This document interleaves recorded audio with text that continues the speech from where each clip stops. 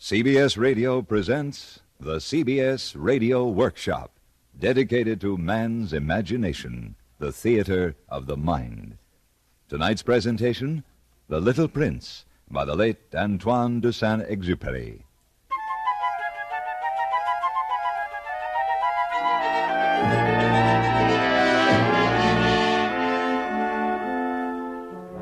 Years ago, I had an accident with my airplane in the desert of Sahara. Something was broken in my engine. Being alone, I set myself to attempt the difficult repairs. It was a question of life or death. I had only enough drinking water to last about a week.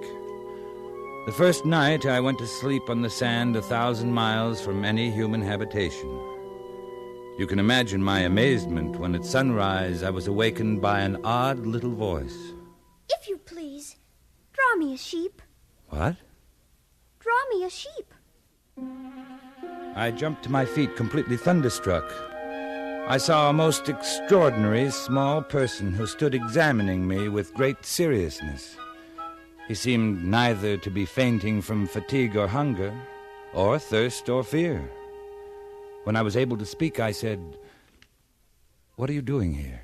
If you please, draw me a sheep. I don't know how to draw. That doesn't matter. Draw me a sheep.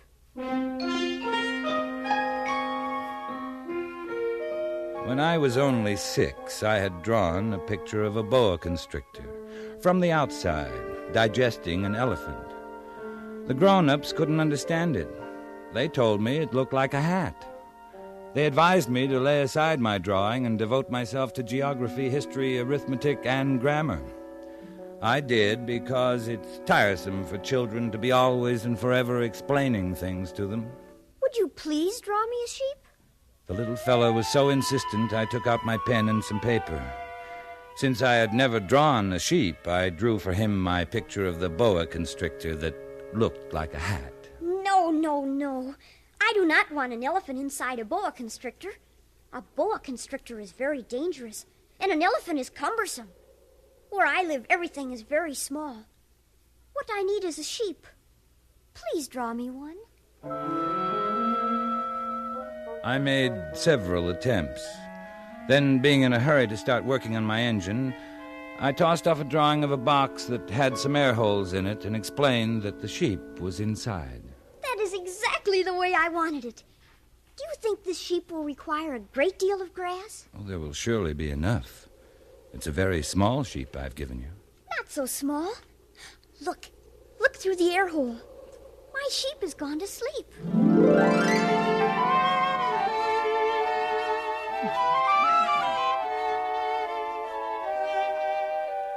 It took me a long time to learn where he came from. It was only from words dropped by chance that little by little everything was revealed to me. I learned, for example, that the little prince came from another planet, and that his planet was scarcely any larger than a house. I should remind the grown-ups that in addition to the great planets, there are hundreds of others, some too small to be seen through telescopes, called asteroids, which are designated by numbers. The planet the little prince came from is asteroid B-612.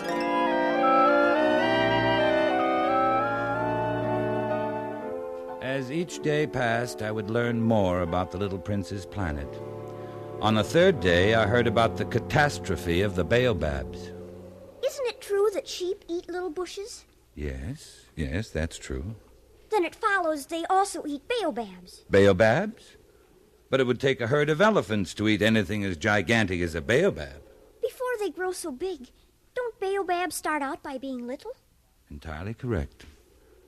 But why do you want the sheep to eat the little baobabs? I knew a planet inhabited by a lazy man. He neglected 3 little bushes. What happened? Catastrophe. The baobabs spread over the entire planet, bored clear through it with their roots, split it in pieces. So you must be careful. It is a question of discipline. I must attend to my planet each morning, as I do myself. It's tedious. I need the sheep.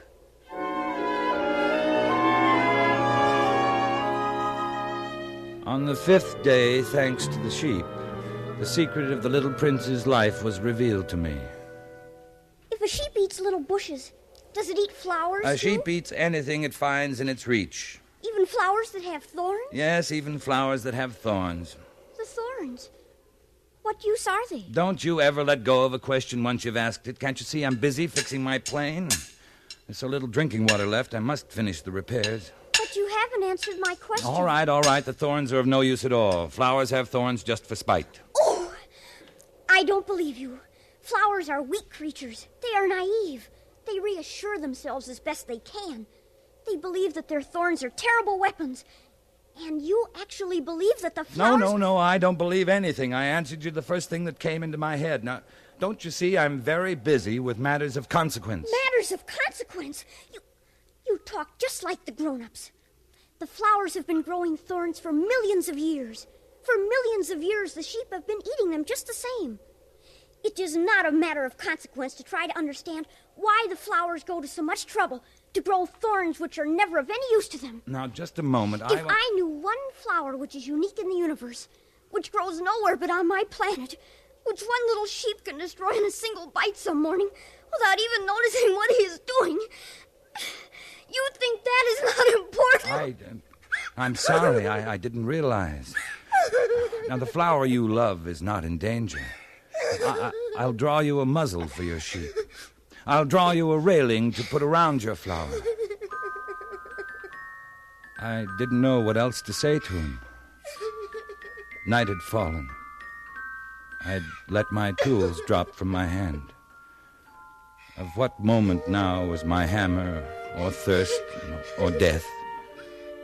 There was a little prince to be comforted. I felt awkward and blundering. I didn't know how I could reach him. It's such a secret place, the land of tears.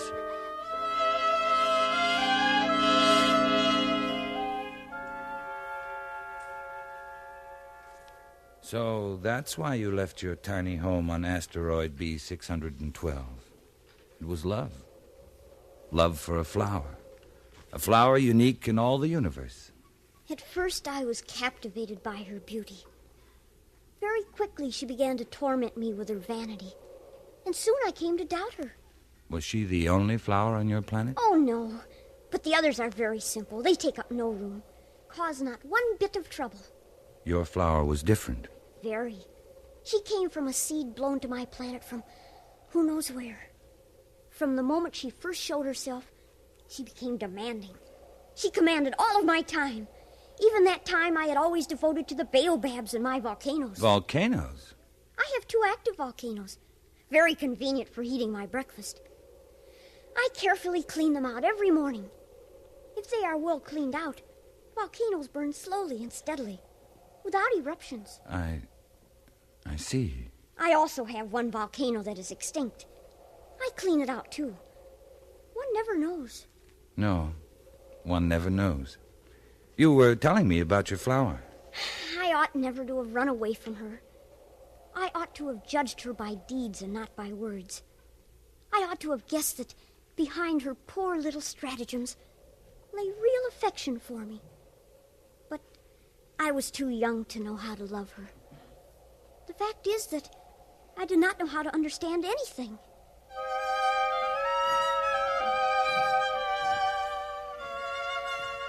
And so it was that the little prince fled from the proud flower he loved but could not understand. To escape from his planet, the little prince took advantage of the migration of a flock of wild birds. He found himself in the neighborhood of asteroids number 325, 326, 27, 28, and 329. He began to visit them in order to add to his knowledge.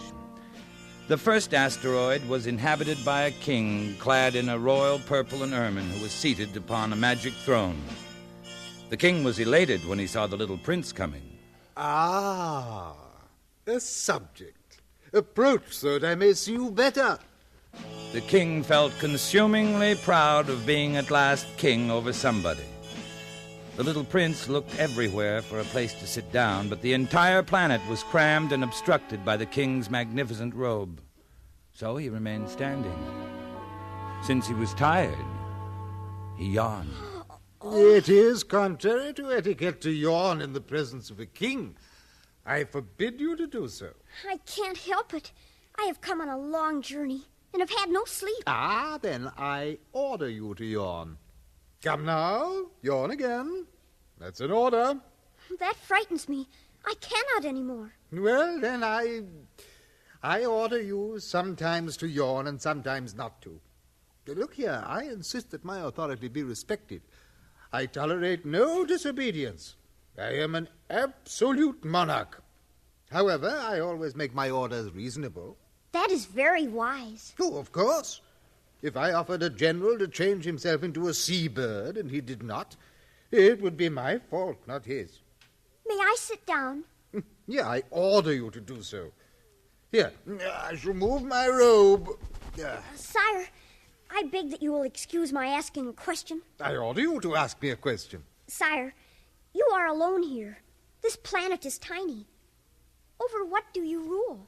Over everything. Over everything? You mean the other planets and all the stars? Oh, over all that. Oh, that's marvelous. You can see a sunset whenever you wish. Oh, sire, I should like to see a sunset. Do me that kindness. Order the sun to set. If I ordered a general to fly from one flower to another like a butterfly, or write a tragic drama, or change himself into a seabird, and if he did not, which of us would be wrong? You. Exactly. One must require from each one only the duty he can perform. I have the right to require obedience because my orders are reasonable. But my sunset? You shall have it. I shall command it. When, sire? Well, I shall consult my almanac. Here we are. That will be this evening about 20 minutes to 8.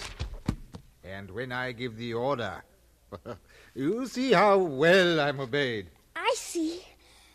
Oh, I have nothing more to do here, so I shall set out on my way again. Oh, do not go. Do not go. I'll make you a minister. Minister of what? Minister of Justice. Yeah, that's it, Minister of Justice. But there is nobody here to judge.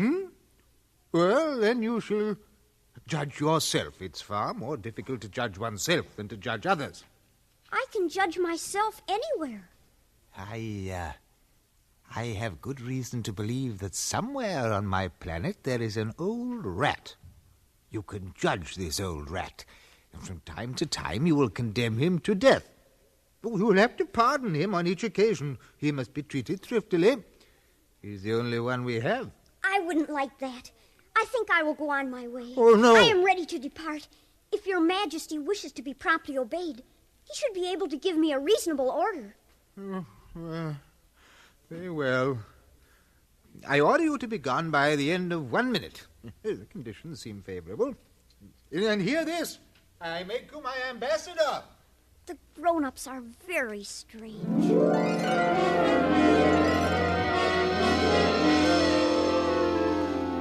The second planet was inhabited by a conceited man who thought the little prince had come to admire him. I am about to receive a visit from an admirer. Good morning. That is a queer hat you are wearing. It is a hat for salutes. I raise it in salute when people acclaim me. Oh, unfortunately, nobody at all ever passes this way. Oh? Clap your hands one against the other. All right. You see? I now raise my hat in salute. Do it again. Thank you. Thank you. Wouldn't you like to applaud me again? Well, no. But you really do admire me. What do you mean? Well, you regard me as the handsomest, the best dressed, the richest, and most intelligent man on this planet. But you're the only man on your planet. Well, do me this kindness. Admire me just the same. Very well. I admire you. Thank you. Thank you, and goodbye. Now, what is there in that to interest him so much? The grown-ups are certainly very odd.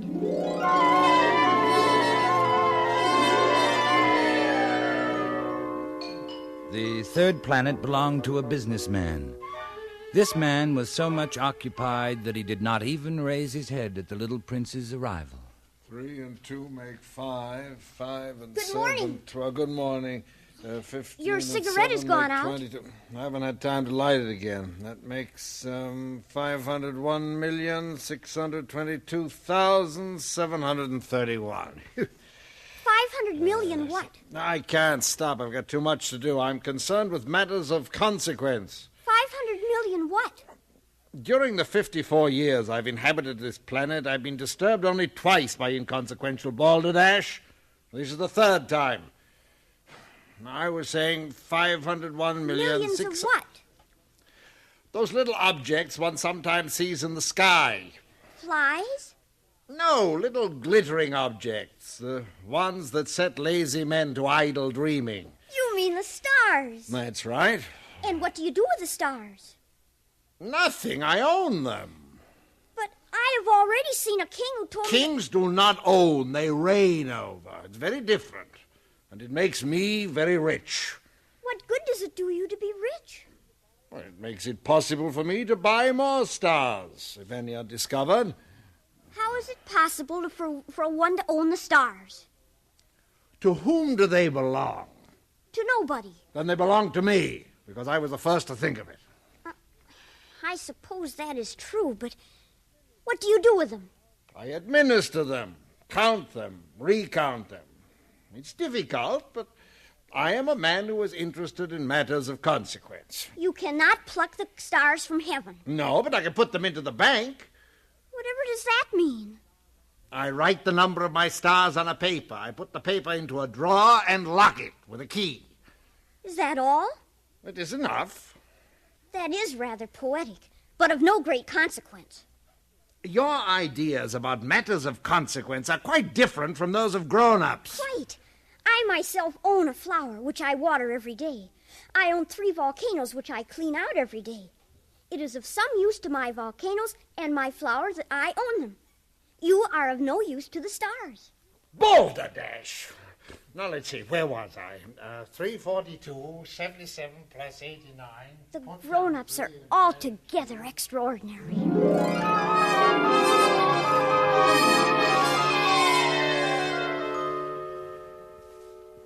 Tell me, how did you come to visit this planet, the Earth? It was recommended by a geographer on the 5th planet I visited. Do you like it? Do you intend to stay? It has been almost a year since I left my home, my flower, my volcanoes. I'm worried. The baobabs? I left them under control. Your flower, then? On my journey, I learned many things. I learned that flowers are in danger of speedy disappearance. Soon I must return.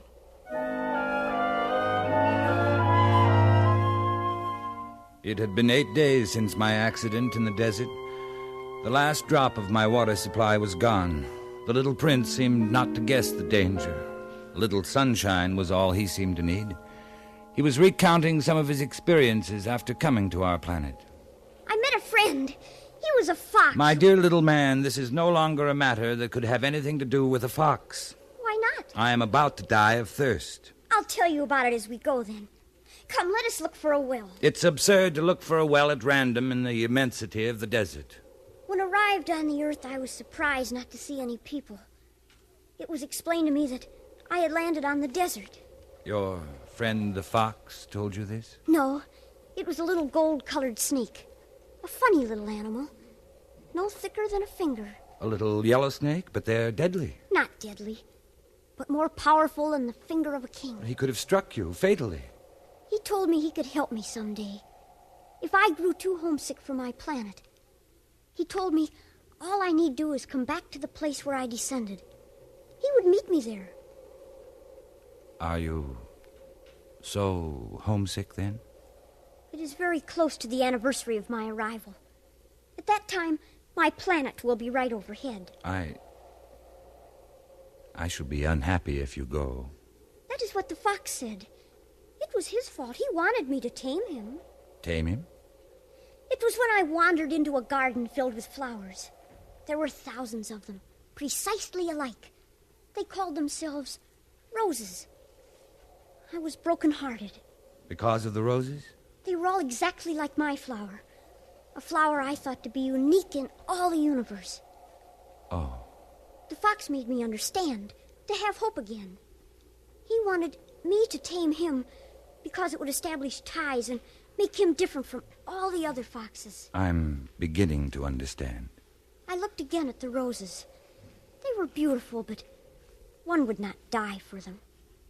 My rose is more important than all the others because it is she that I have watered. It is she I have put under a glass globe, sheltered from the wind behind a screen.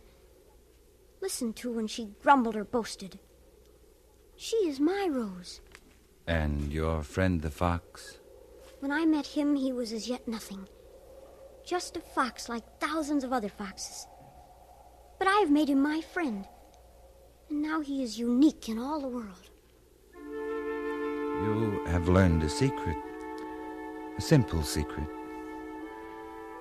It's only with the heart that one can see rightly. What is essential is invisible to the eye. Men have forgotten that you become responsible forever for what you have tamed. I am responsible for my rose.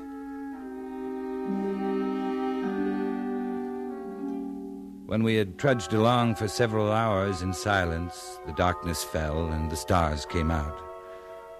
The little prince dropped off to sleep.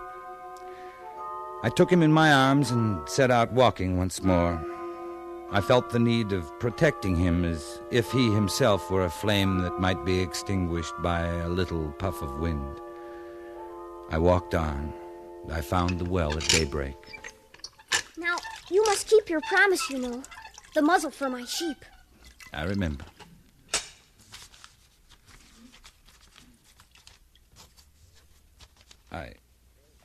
I'm afraid it's not very good. This will be all right. You have plans I don't know about. Tomorrow will be the anniversary of my descent to the earth. And your star will be just above? You must return to your work on the engine now.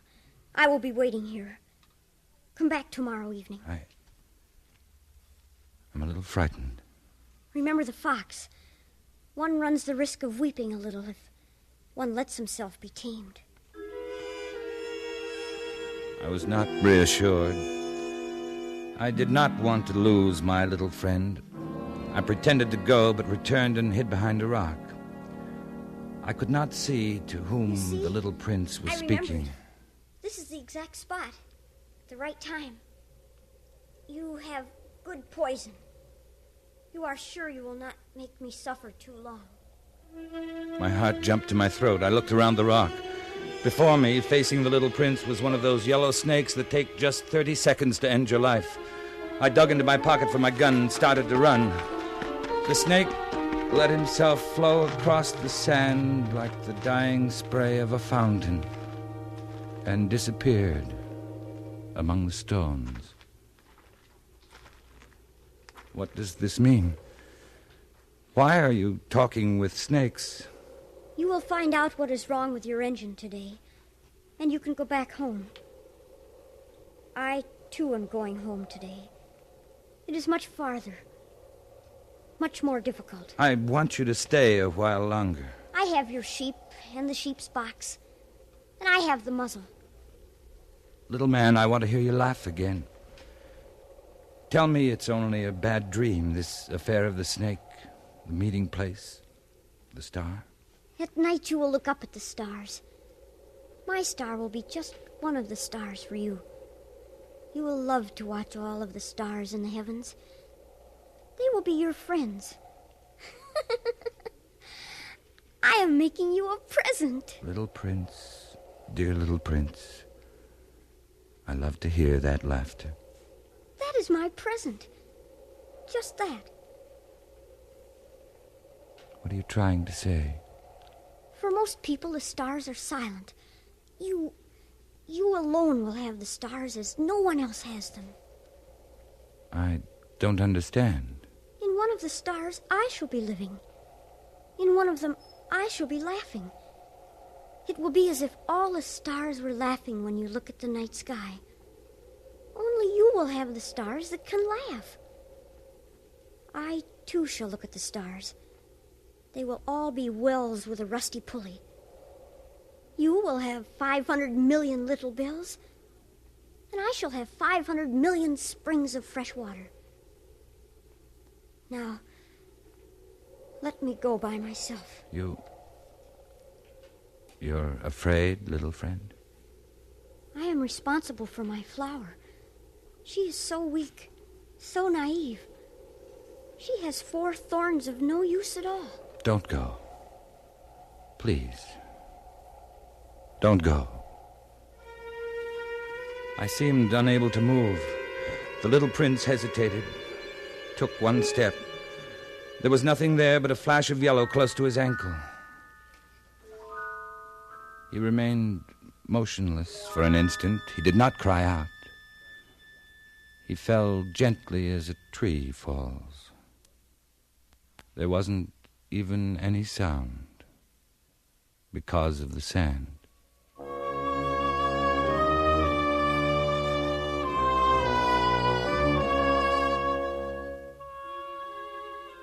Now, years and years have gone by. Until now, I've never told this story. My sorrow is comforted a little. Not entirely, but I know he did go back to his planet. His body was not there at daybreak. At night, I love to listen to the stars. It's like 500 million little bells. But there is one extraordinary thing. When I drew the muzzle for the little prince, I forgot to add the leather strap to it. He will never have been able to fasten it on his sheep. So now I keep wondering what's happening on his planet. Perhaps the sheep has eaten the flour and the little bells are changed to tears. Here, then, is a great mystery. Nothing in the universe can be the same if somewhere a sheep that we have never seen has, yes or no, eaten a rose. And no grown-up will ever understand that this is a matter of so much importance.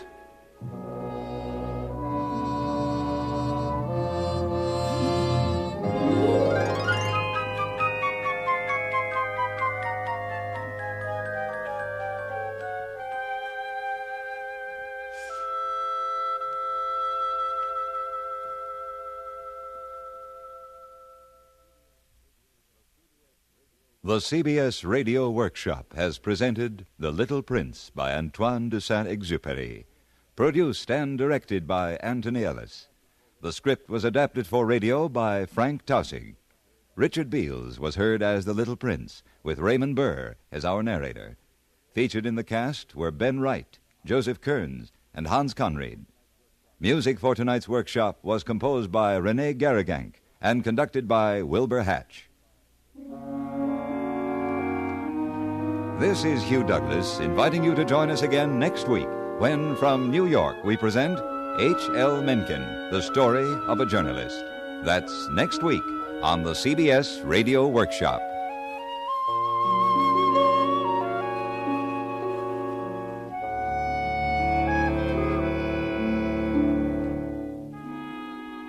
Stay tuned for 5 minutes of CBS News, to be followed on most of these same stations by My Son Jeep. America listens most to the CBS Radio Network.